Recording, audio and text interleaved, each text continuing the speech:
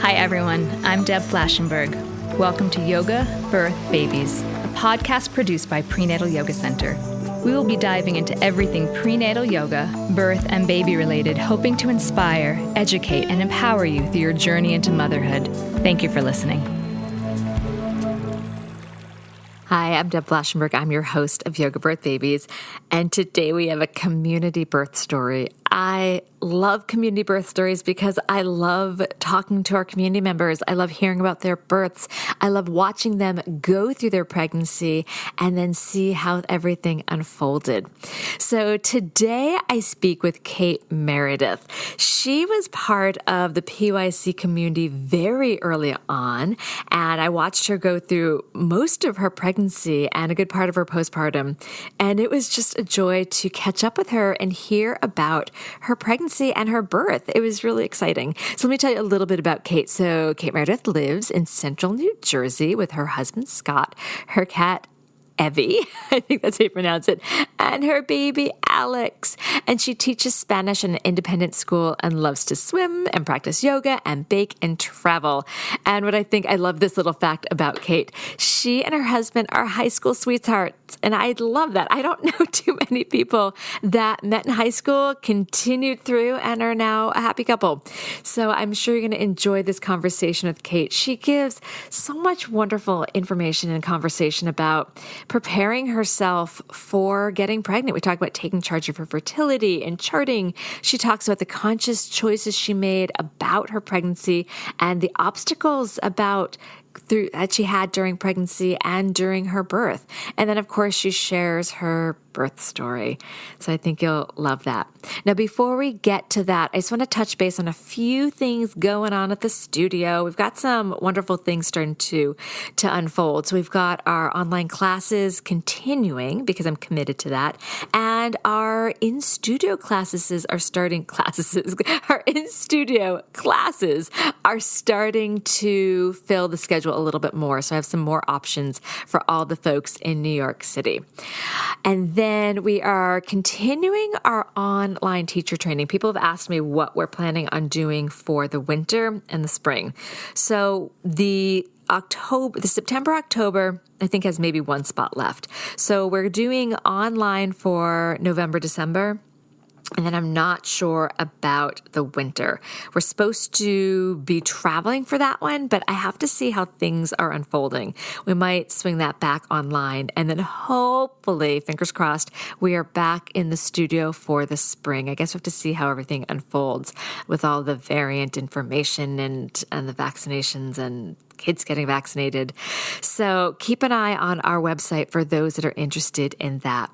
I also wanted to thank a deep, heartfelt thanks to those who have gone on and left a rating and review for Yoga Birth Babies.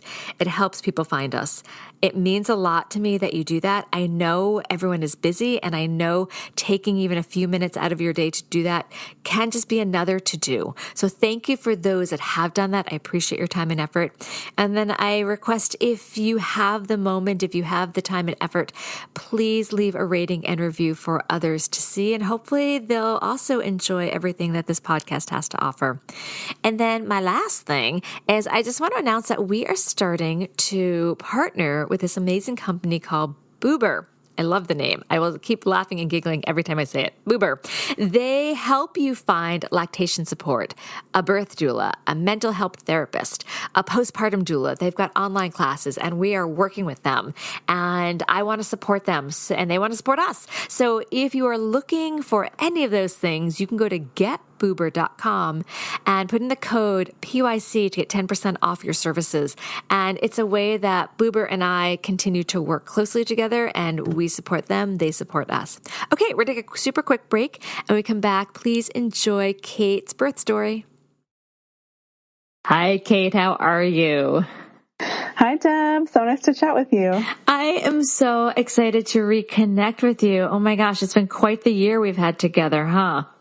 For sure. And I feel like a celebrity being on the podcast I listened to so many times.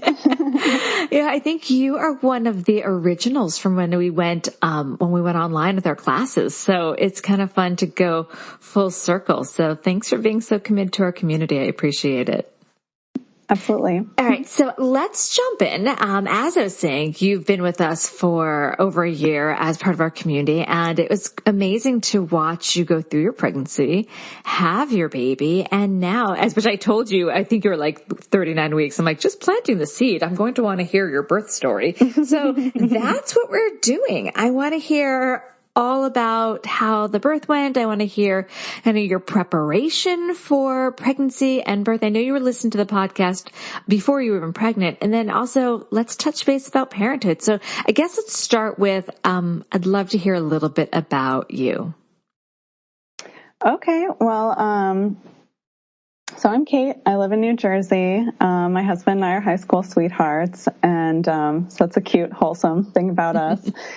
And I love languages, so that's kind of my hobby. I teach Spanish. We're raising our son bilingual in Spanish and English. I also speak Portuguese and some Arabic, and I've been learning Russian for fun the last few years. So that's kind of my side project. That is amazing. All the languages. It was never something I was particularly good at. So I'm always impressed when people really, when that's something that rolls so easily off their tongue. So I know when I reached out to you to be on the podcast, and if there's anything in particular you wanted to talk about, you had mentioned taking charge of your fertility and charting your cycle. And I have to tell you, I devoured that book when I was trying to get pregnant. So I'd love to hear how you used that book, what it meant to you, how you think that book helped, and the impact it had as you were preparing to get pregnant. Yeah, well, looking back, I think that kind of set the tone for the whole pregnancy, postpartum journey, because reading that, I was like, oh, this is amazing to learn that the processes happening inside my body are not some unknowable, mystical thing, but actually predictable and observable.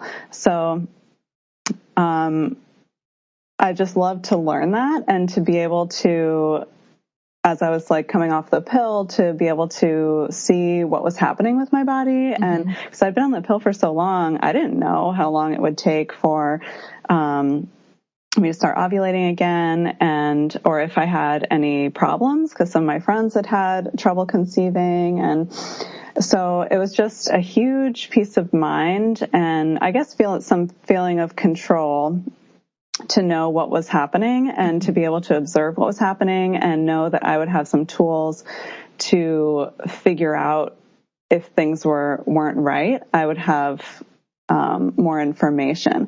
So I just loved that and thought it was just so interesting. So I was charting for like maybe 2 years before we started trying.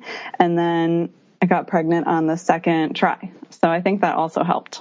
Yeah, I did that too. I found it a little challenging and I vaguely remember this.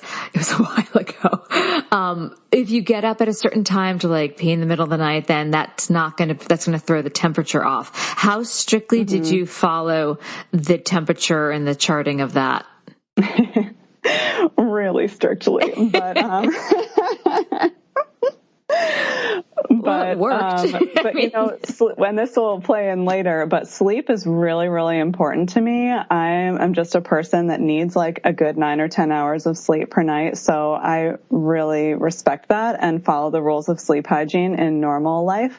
So, and just feel better when I'm on, and more grounded when I'm on a, consistent regimen. So for me, that was actually okay because I, in general in life, feel better when I'm going to bed at the same time, waking up at the same time, and then exercising in the morning. Mm-hmm. So for me, that was not too bad. And also I used the Kindara app mm-hmm. and their thermometer that doesn't beep. It's very quick. It just like vibrates and it's Bluetooth enabled. So it sends the temperature to your phone, to the app, and that made it a lot easier too. Yeah, no, I went old school. I had actually a paper chart and a thermometer. I'm very curious as we unfold your story to hear how sleep is postpartum and if you're getting your 9 or 10 hours. So we can put that on pause for a moment, but I'm curious to touch base on that later. So what were some of the conscious choices you made during your pregnancy and preparing for your birth? Well, since I was researching and reading books, like I read Ina May Gaskin, like way before we were even trying, and I was like, knew it wasn't culturally appropriate to be reading these things when you're not pregnant, but it made sense to be thinking about it beforehand. So I like to like read them on my Kindle so people couldn't tell. But just seeing that even though it's a natural process, it's not always allowed to unfold naturally, and a lot of things are done that aren't evidence-based and that don't help women or their babies. So I was just really aware from the beginning that I wanted a certain kind of care, midwifery care, and wanted to do everything that I could to help myself have an easier time. So let me think, what kinds of things did I do? Well, exercising and diet. I also read Lily Nichols' book, Real Food for Pregnancy, which is a textbook, and like cover to cover took copious notes.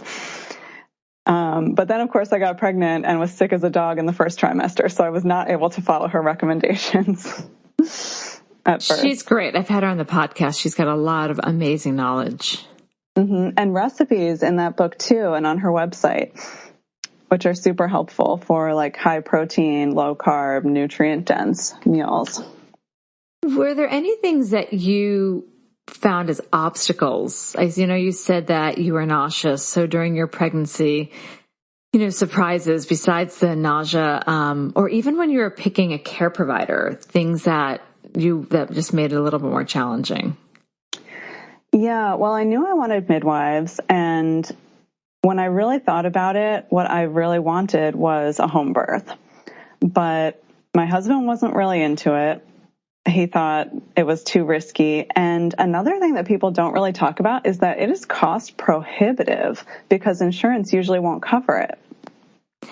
Yeah, that can be a problem. I know that. I don't know how I got lucky. Somehow when I had my 2 babies at home, I got the insurance, or I didn't. The person that was processing things somehow got our midwife, even though she was out of network, to be acknowledged as in network. So we were really fortunate, but it is a little crazy because if you look at the cost of a home birth, it is a lot cheaper than a hospital birth. So I know that is an obstacle for a lot of people.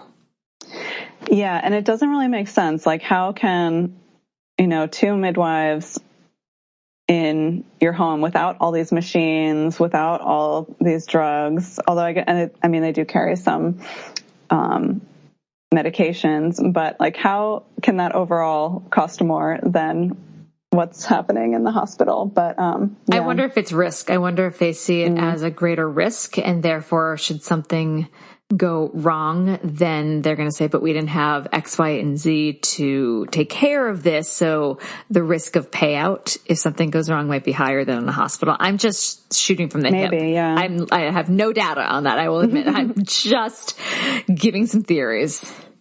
But yeah, so that was kind of a disappointment, but we kind of split the difference and went with a midwifery practice that's 4 midwives that deliver in the hospital here in Princeton.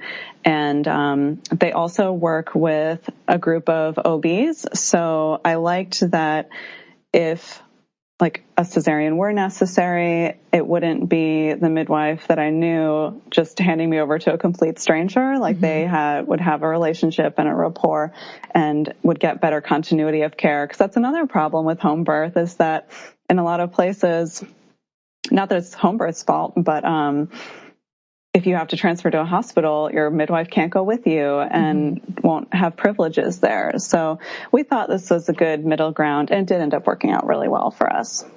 And so that was finding a care provider. Was there anything during your pregnancy that really surprised you? Either mentally or physically or emotionally about watching this whole process unfold? I guess this is going to sound so stupid, but it surprised me how much I loved this baby already, even when I knew he was like a poppy seed. That's really sweet. It's not silly. It's really sweet because you really planned for it and you really planted the seed, as you say. You wanted it, and so you created this rich ground. So I don't think that's silly at all. Yeah, I would tell him all the time when he was in my belly that we wanted you, we planned for you, we hoped for you, and now we're waiting for you. That is sweet. So I would love to hear your birth stories. We're going to take a super quick break. When we come back, I'd love to hear all the details. Be right back.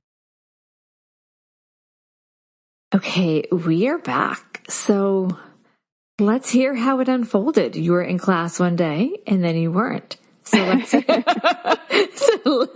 so just take it away.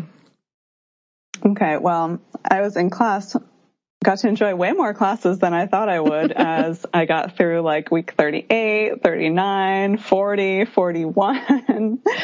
And the midwives were very calm about it because everything was looking good. They were checking me. They're like, most first-time mamas go into labor in the 41st week, so we'll keep monitoring you, but I wouldn't worry. And that in that 41st week, I was doing all the things that have any evidence of natural induction, because I did want to avoid the hospital induction if possible. So, oh my gosh, I'd been eating 80 grams of dates every day, and I measured them. Of course you did. Every day from week 36. I was doing the evening primrose oil. I was in yoga. I was walking. I was seeing the chiropractor. I had acupuncture for induction 3 times. We had sex. I had my membranes stripped. Everything. And still nothing. And when I was in Caprice's Saturday class at 41 weeks and 3 days. So I was the last person to say, because she was like kind of going around by when, how far away people were from their due dates. So, and that day I went to the very last resort that I had, which was the castor oil. Oh. No, I've done that with a couple clients. So I say that with a lot of knowledge. So you know what that means. I do. Did they say your cervix was soft and ready for that? Yeah, because at my 41 week exactly appointment, I asked her to strip my membranes, but the cervix wasn't open enough to be able to do that. But then 2 days later it was. So she did that, and she's like, okay, I really stripped them good. But I still didn't go into labor. So we talked about the castor oil smoothie. I bought all the ingredients, and I said, okay, so that was a Friday that she stripped my membranes, 41 weeks and 2 days. I said, so like Sunday morning, should I do this? Because if I didn't go into labor, I was going to be induced in the hospital on starting Tuesday night. So they could start with the prostaglandins and whatnot one day before I would be 42 weeks. And she said, no, you really should do it at night, because most women go into labor naturally at night. Something about the oxytocin's at the highest peak. Yeah. And, like evolutionarily, when we're in the caves, I guess we would be less vulnerable to predators.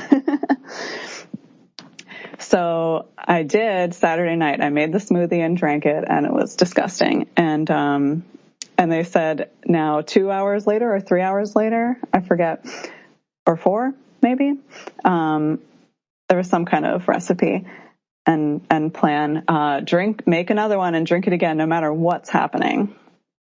Okay, why don't you tell the community that's listening the theory behind castor oil, why your midwives sent you home with the recipe and what it's supposed to do? Yeah, so Evidence-Based Birth did a whole series on natural induction methods and evaluating the evidence behind them. And so I did all the things that they found had some evidence of efficacy. And with castor oil, it really aggravates your stomach and your bowels, and kind of by proximity can like irritate the uterus and get that to start contracting. But also I think in lab studies, the castor oil, when put directly on uterine tissue, did have an effect on it of creating contractions. So you can start your labor that way. However, you do begin with like 8 hours of diarrhea. And impossible dehydration. Yeah. And it can cause meconium staining of the water. All right. So you pulled out all the stops and then you went there. I had to literally, I think out of my 10 years as a doula, granted, I only did a little over 100 births. I only took about 10 to 12 a year. I think I had 2 or 3 students or clients use the castor oil. And then I actually did the castor oil, not for birth, but for this cleanse, this Ayurvedic cleanse. So I've seen it and I have felt it, and it can be strong. It can be like moving things right along. So what happened with your smoothies, your castor oil smoothies? Yeah, our doula said the same thing. She's like, not a lot of mamas will do this, so I applaud your commitment. I said, oh yeah, if I'm getting medically induced, it will be because nothing else worked. Everything else failed and it had to happen. So I did that at like 6 p.m. and then again at 10 p.m. And the second one, I could only drink half of it because I was gagging so much. And so the diarrhea set in, was dealing with that all night, but around like 1 a.m, it started feeling like the cramping was like regular, and I was like, game on. And I was so happy, and I was just like guzzling water this whole time. And so I think around 3, I'd been timing the contractions and felt like there was some regularity. And so I called our doula, who, poor thing, she had been on standby since, like week 38.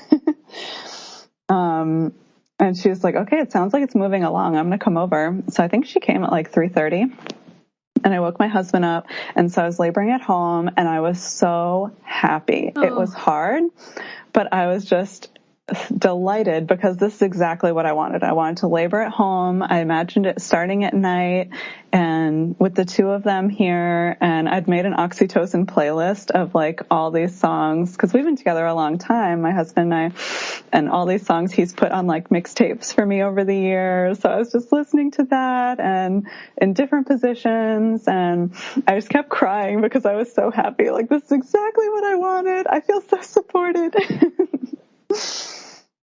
That was so great. Beautiful. All and, right. So I am glad that I did the castor oil, even though it was hard. So keep going. So how did things continue to unfold? Well, our plan, like I had told you in class, was to stay home until transition, because this is COVID times. I didn't really want to be in the hospital anyway. And the midwives agreed, since there was no history of precipitous birth in my family. In fact, my mom, poor thing, labored for like 3 days before she had me. Oh. Yeah. So they're like, okay, you're unlikely to have this baby on the side of the road. Like, and with your doula there, she should be able to help you figure out when is a good time to go to the hospital. So waiting as long as possible sounds good. And statistically, that increases your chance of a vaginal birth. So I was like, okay, we're waiting as long as possible. That increased my chances. And having gone into labor spontaneously, sort of, that increased my chances. I was like, things are looking good. So we stayed home. I labored at home until like noon that day. This is Sunday now. And then it was getting harder. And I was like, do you think I'm close to transition? And she was like, I think you might be, based on the contraction pattern. So we got ready and went to the hospital, and was like, I'm having my baby today. Spoiler, I did not. And we talked about like what to do at the hospital, because a lot of people say even just walking into the hospital and they're like, here's your wheelchair. Like, that's your first intervention. So they're like, here's your wheelchair, ma'am. I'm like, nope, I'm going to walk. And they're like, here's your gown. I'm like, nope, I'm going to wear my clothes. And they're like, oh, we can set up an IV for you. Like, nope, I'm going to keep drinking water. So I was really doing it how I wanted to. And and we had great nurses. They were super sweet and accommodating, and I really liked the midwife on call. So I was laboring, and at this point, honestly, I don't even remember it that well because I was kind of delirious. I hadn't slept since Friday night. This is now like Sunday afternoon. So I kind of remember being on the yoga ball and in the shower, and I was using the TENS machine and using the breast pump. Oh yeah, I used the breast pump the week before also for natural induction. You really did pull everything out. Okay. Yeah. And I was coping really well. I was using the nitrous oxide too, but I was coping well until I wasn't. And I think I was falling asleep during contractions because they told me that they were getting too spaced out and I wasn't progressing enough. Oh, and I was only 6 centimeters when I got to the hospital, which they were like, yeah, this is great, active labor. And I was like, no, you were supposed to say like 9. Hey, 6 is still really good considering it started, around 1 a.m. the night before. Yeah. That was less than 12 hours. No, a little more than, yeah. Because by the time they probably checked you, it's about 12 hours. Okay, that's okay. Yeah, they said it was good. The midwife's like, yeah, this is great. You're doing great. But I was like, oh, I was disappointed. But, and I knew that it was my choice whether or not to be getting vaginal checks. And she didn't insist. She was like, I can check you if you want. But I was like, yeah, it would be helpful to know. So somewhere in there, I progressed to like 8, and I forget what the station was. I think she said -1. But so she's like, I can break your waters to move things along. I'm like, yes, let's do it. And there was no meconium in the water, so that was another good sign. And I had been taking a probiotic and was group B strep negative. So that was helpful that I didn't need the IV for that. So I was just laboring, and yeah, then it felt like he got stuck because my memory was just no longer the rise and the peak and the fall, but just like plateau of constant, really painful contractions. And like I was starting to say, they were telling me that they were too far apart. This has gone on a long time, but wasn't aware of that. I just felt like, what do you mean? It's constant, painful contractions. So I think I was falling asleep in between. So at that point, the midwife said, you need Pitocin. And I was really disappointed because I didn't want Pitocin. I didn't want to have to be in the bed. I knew it would make things a lot more painful. And I already wasn't coping that well at this point. So we'd had like a code word and everything for the epidural so that if I was having self-doubt, as like, from what I'd heard, it sounds like almost everybody has, or was having the I can't do this, like feelings that I could say the code word and then we could talk about it. And I was like, if I say this word, then you need to clear the room and talk me out of it because I don't actually want the epidural. But then, so this was like Sunday night sometime. They said, you need Pitocin. And you must have been so tired. I was so tired and I was so upset because I knew I couldn't do it more without the epidural. And no one gave me any pushback on that. They're like, yeah, I think that makes sense. And I've heard from a lot of people that it can be really painful getting the epidural, but I think I fell asleep when they're like, lean forward on your husband. I think I just fell asleep because I don't remember getting it. And I have to say they did a really good job. I didn't get too much fluid in the IV, and I could still feel my legs with the epidural and could be moved into like different positions. So I think they did a really great job of getting the right amount for the pain relief. And so I could rest a bit, but not so much that I was totally immobilized. How'd you feel once you got it and you were able to, I'm guessing, sleep maybe? I couldn't really sleep because I was like, then I was able to sort of process. I was like, oh, I hear you. Okay. What the fuck just happened? Like, that really went off the rails. Like, what? And so, like, my husband fell asleep and our doula fell asleep, who, bless her, she was still there with us. Mm-hmm. This is now early hours of Monday morning. And like the machines kept beeping. So I like rested, but I didn't really sleep. But what was great about the epidural was that the only part of the labor that was kind of traumatic, because it was hard and I was working through it, but I didn't give up or anything. But I did get the uncontrollable shaking. Mm-hmm. And that was terrifying. Like, it doesn't sound that bad, so it's kind of hard to explain why it is so terrible. But, and I'd heard about it before with when people were getting like prepped for a C-section with the spinal block or after the baby came out, but I didn't know about it like during an unmedicated labor, which is what I had at that point. And I was just shaking so hard and felt so cold. I felt like I had hypothermia, and the physical sensation of it felt a lot like anxiety. Mm-hmm. And so they kept telling me like, no, this is good. It's normal. It means your hormones are really kicking in. And I sort of believed them, but also like every fiber of my being was telling me, if you don't get warm, you're going to die. That must have been scary.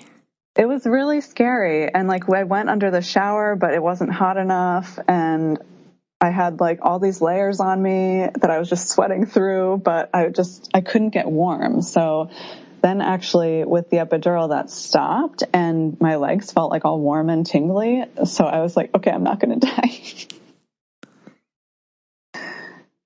So that was good.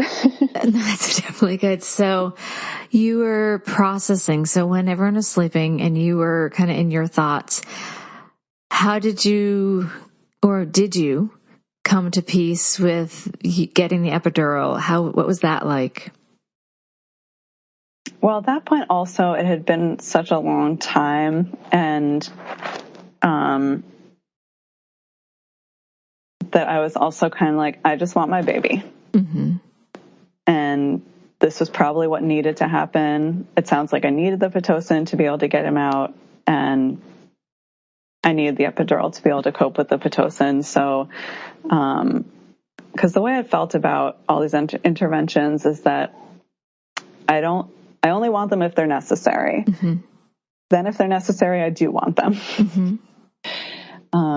And I did really trust the midwives, who at this point now shift change, a new midwife was coming in, because I felt like natural birth is what they do. Most, if not all of them, had worked in home birth before, and they knew that that's what I had wanted. So I felt like if a midwife is telling me I need Pitocin, that means I really need Pitocin. So I don't have to question whether this was really necessary. So that helped too, that I didn't have to feel like, do I really need this? Because also I was in no place to be having an argument, you know? Right. It's so good. That's some of the homework you did before. You don't have to question, because you had trust that if they're recommending this, you've created that relationship that you're like, if they're telling me this, then I believe you. I need this. Mm-hmm. And we shouldn't, as birthing people, be in that front cortex of our brain during labor and having that conversation. So it's good that the fact that you had that trust just allows the oxytocin to keep moving and that trust to keep building without disturbing. So I'm glad you had that. Yeah, they were great. And I like that it was a small practice of just 4 of them, because there was one that I saw the most, just because I really liked her energy and bedside manner. But I'd met all of them and had somewhat of a rapport, so that was helpful. Because of course the one that I had seen the most was not on duty in the time when I was in the hospital. So here you were laboring, you got your epidural, you were, I'm guessing, a little more comfortable, at least able to rest. Yeah. Yeah. So then, I think it was at 8 a.m, the new midwife came in, And she checked me and she said, okay, like this has gone on almost too long. You're still only 8 centimeters and he is still 2 stations away from being born. So you have 2 hours to move him down, or maybe just 1 hour. I think it might have just been 1 hour to dilate 2 more centimeters and move him down 2 stations. Otherwise, it's a C-section. Yikes. Okay, good luck. What was your mind at that point when you heard that? I was just kind of like, again, natural birth is what they do. So I just want my baby. If that's what has to happen, then I'll be okay with it. Because I'll also know that I have tried everything under the sun and given it my absolute best. Right. But that's when having a doula made all the difference, because she was like, challenge accepted. And put me in all these different positions. And she had brought all these books with her. She's so amazing. And was checking different things. And she's like, okay, I have a few positions that are really effective at moving babies down, but actually I don't get to use them that often because if you don't have an epidural, they're too excruciating. Oh, goodness. Okay. For the mama. So it was like, and I'd been doing spinning babies moves like the whole 3rd trimester for positioning. And yeah, there was sort of a mystery. What was the position of this baby? Because the way he was getting seemed to be stuck. People kept asking, like nurses and the midwives, oh, he's probably posterior. So you're having back labor? And I was like, no, not at all. So we couldn't really figure out what the deal was. I wonder if it's asynclitic with the spine was forward, but the ear was towards the shoulder. So the head's not pressing, like the side of the head is pushing the cervix as opposed to the small part in the back. Yes. Afterwards, they all conferred with each other and that was the consensus. That's exactly what happened. I know my labor patterns. Yeah. So they just shimmy him around. Get a little chin to his chest. And some of them did hurt, even though I had the epidural, and I could just feel this building pressure. But you know what? When the midwife came back and checked me, she's like, okay, you're fully dilated. He's ready to come. So you push now. Oh, I'm so happy. I'm like, right now. Okay. And the room like filled up with 100 people. And actually I did appreciate that she brought in the doctor who would have done the cesarean if that was necessary, and she was there waiting too. And because it had been so long, like the head NICU nurse was there and they all introduced themselves. And, I don't know, even with the masks, I just got a good vibe from both of them. So I was like, okay, these ladies are going to take care of me. And we tried some different positions, and like I'd been in pelvic floor physical therapy. Oh yeah, I did that as well beforehand. And we'd practice pushing in different positions with gravity, squatting, hands and knees, and those just like weren't as effective. So I ended up pushing the last way I thought I would, which was like on my back with my legs up wide and like yanking on my knees. And so I pushed for an hour and 20 minutes. And I was really worried about tearing, because who wants that? So we had like olive oil, and so the midwife was like applying the olive oil as his head was starting to come out. They put a mirror so I could see, and that was weird. But it did help actually to be able to see the progress. And she was like stretching me a little bit too. And I was like, but she was like, look at this pelvis. You have so much room. This is a great pelvis. And since she had been so like blunt, I was like, if this bad bitch is telling me that I've got room, I've got room. Get that baby out. And so I was pushing and pushing, and but actually I had no concept of the time. Like they told me it was an hour and 20 minutes, but if they had said it was 3 hours, I would have believed it. If they'd said it was 30 minutes, I would have also believed it. Because I was so delirious. This is like noon on Monday now. so I hadn't slept since Friday night and had been in labor since like late Saturday night, early Sunday morning. But he came out and he was so beautiful, and he was almost 2 weeks late. So he already looked like a full baby, not just like a little potato. And, he was a little bit limp when he came out, so they put him on my chest, but then she went to cut the cord, and I was like, no, we want delayed cord clamping, but she's like, nope, this baby needs resuscitation. And actually the gold standard is for babies to be resuscitated on the mom's chest with the cord intact, but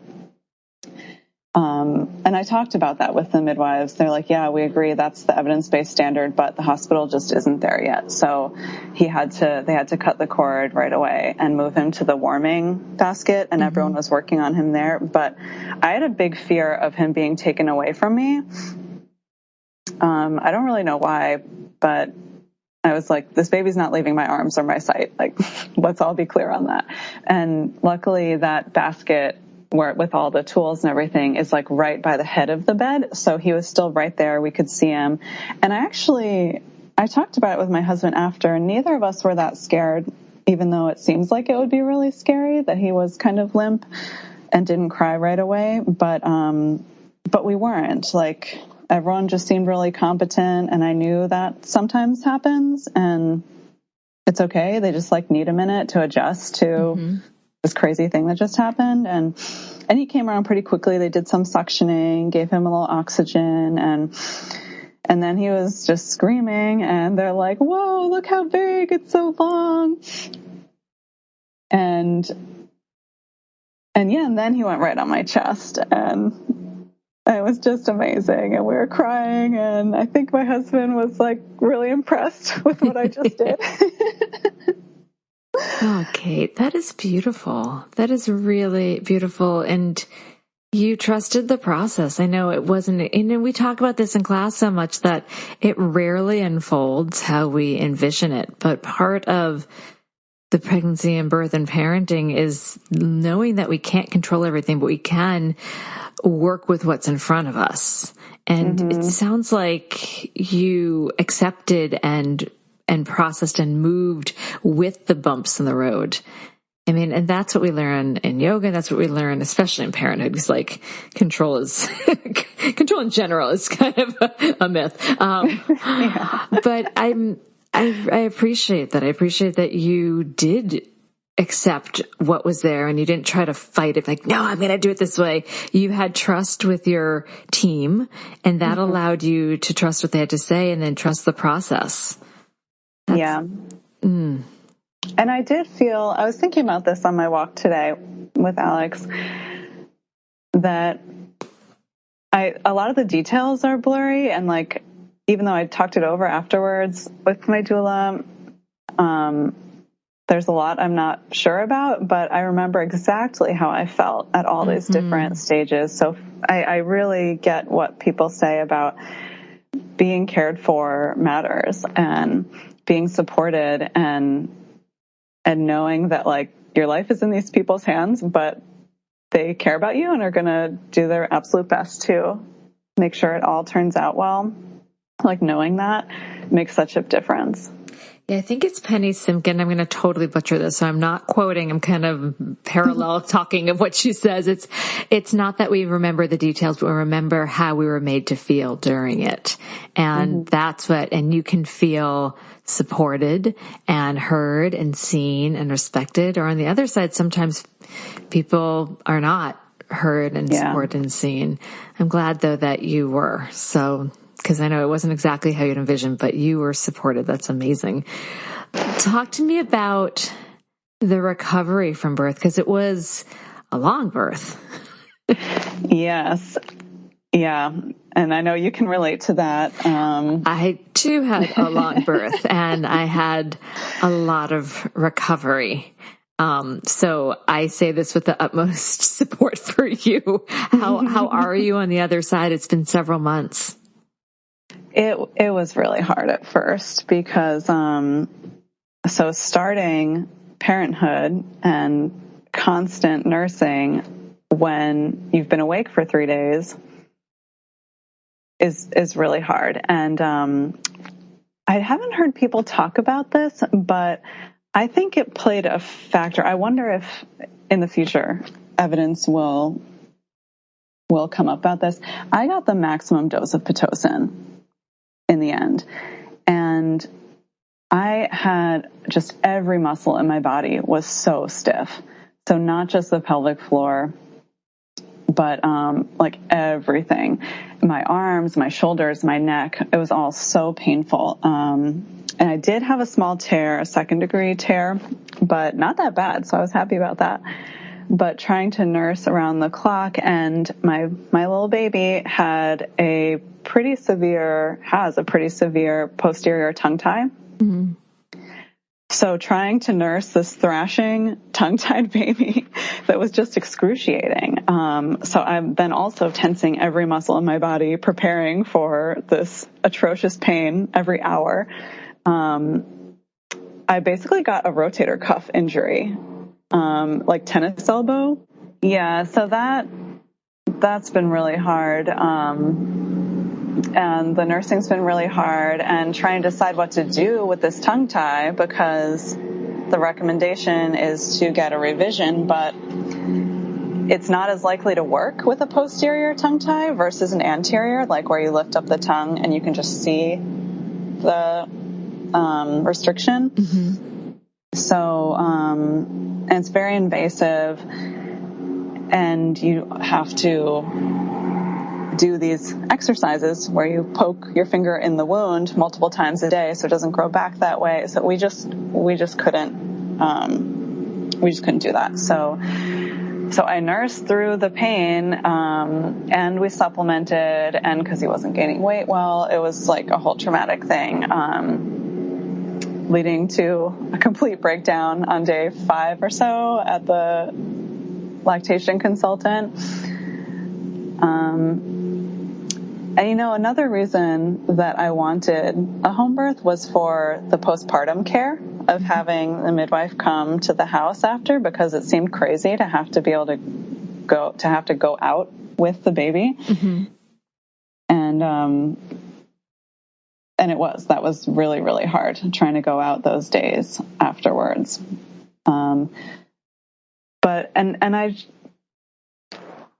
I just didn't think it would be that hard. Like, I knew it was going to be hard, but I thought with all of my knowledge and all of my support, and like, I knew what lactation consultant I was going to go to. I knew, and had been going to the pelvic floor PT that I would see again, and had the chiropractor ready, and we'd picked out the pediatrician. Our parents are nearby. Like, we have so many things that help that other people don't have, and yet it was still so hard. Sorry, how are you doing? It is hard for a lot of us. It is really hard. So tell me how you kept moving forward and what was helpful. Well, I don't give up. Yes, like, almost I know that. To a fault. Even when the sane, logical thing to do would be to give up. So we're still nursing. And what's crazy is that I guess that's parenthood, like that you end up doing everything differently than how you thought, and things change all the time. Mm-hmm. So it has gotten easier, and we still supplement, and I pump, and he gets bottles of my milk and donor milk and formula. So he's getting what he needs, and so that helps. Also, being a person that needs a lot of sleep, the torture grade sleep deprivation of postpartum was really hard for me. But mercifully, my little boy is a really good sleeper. So once we got his weight under control, like, we had to wake him up to feed him. And so he wanted to sleep through the night from like 5 weeks. Wow. Or so. But now we can let him, so so that's really, really helpful. And actually supplementing, I feel lucky that my baby is able to move well between the breast and the bottle, because supplementing really helps, because my husband takes the night shift and we'll give him like his last 2 bottles, whereas I can pump and go to sleep. And live to fight another day. And then I just nurse him in the morning. Mm-hmm. You've really, really been through a path, and I appreciate you sharing that. Okay, when we come back, if you have one tip or piece of advice you'd like to offer new and expectant parents, we'll be right back. Okay, we are back. Oh, I have to tell you, I just have this place in my heart that I'm just sitting with your story, and I'm just so appreciative of you sharing the challenges. I feel like too much of the time we don't want to be vulnerable and share what was hard. And you did. And I just want to say thank you for that. Oh, thanks, Deb. All right. So what is one tip or piece of advice you would like to offer to new or expectant parents? So I thought a lot about this, and other people have said it before, but it bears repeating, of hire an excellent doula. Woohoo, doulas. Okay. I know I'm biased. I mean, the evidence is clear that doulas improve birth outcomes, even though they're a non-medical person. And she made all the difference for us. And I would say hire a great doula early in your pregnancy, because we talked all the time. Mm-hmm. And everything I read about, like, oh, birth balls or peanut balls, like that's a great thing to use in labor. But then I would get overwhelmed because there are different sizes and you use them differently in different poses depending where you are in the labor. I would be like, peanut balls? And she's like, don't worry, I've got it. I know how to use it. I'll bring it. So she was just an amazing support through my whole pregnancy. And then in the labor, she made all the difference. Like, I have no doubt that it would have been, on top of those several days of labor, a cesarean recovery, if not for her. So hire an excellent, amazing doula. And if you're in the central New Jersey area, that person is Claudia Paris. Okay, I'll make sure I have her contact information in the show notes. I know you also wanted to talk about the Birth Justice Fund. Can you tell me about that? Yeah, so my son was born the beginning of December, and then before you know it, it's the holidays, and we like to give a donation gift to our family. So my husband was researching and found the Birth Justice Fund, and it's an organization that works to, as the name says, promote justice by supporting women, especially women of color, by providing funds for midwifery services and doula services. So that's a really great resource because it is out of pocket to pay for a doula. So if you think that you can't afford one, well, first of all, I would say reach out anyway, because many doulas offer a sliding scale for their services. But also there's the Birth Justice Fund, because it's so worth it. They do improve outcomes, and everyone deserves that care. Mm-hmm. Thank you. I'm going to make sure that we post that in the show notes as well. So people that want to donate to it can, and people that want to examine the possibility of getting support from them, they can. I wanted to thank you so much for sharing your story. I wanted it because I thought it'd be a good story and support and interesting for the listening community. And then I'm going to say selfishly, I wanted to hear your story. I had seen you from early on in your pregnancy, and to watch you evolve as a pregnant person and as a parent, it was really special. So thank you for granting me this time of hearing your story. Oh, well, thanks so much for the opportunity. And 4 months postpartum, I'm still too sleepy to filter myself. So you knew you were going to get the truth, but I'm so happy to be able to chat with you. Thank you so much. All right, take care. Bye. This has been an episode of Yoga, Birth, Babies, produced by Prenatal Yoga Center. You can catch us on Facebook, Twitter, Instagram, and Periscope. I'm Deb Flaschenberg. Thanks for listening. Grand Canyon University makes earning your degree possible with over 130 academic programs for traditional campus students, with more than 80 bachelor's programs offered online. GCU provides you with the personal support you need, from complimentary unofficial transcript evaluations within 24 business hours to scholarships, academic support, and your GCU graduation team, led by your own university counselor. Find your purpose at GCU. Private, Christian, affordable. Visit gcu.edu.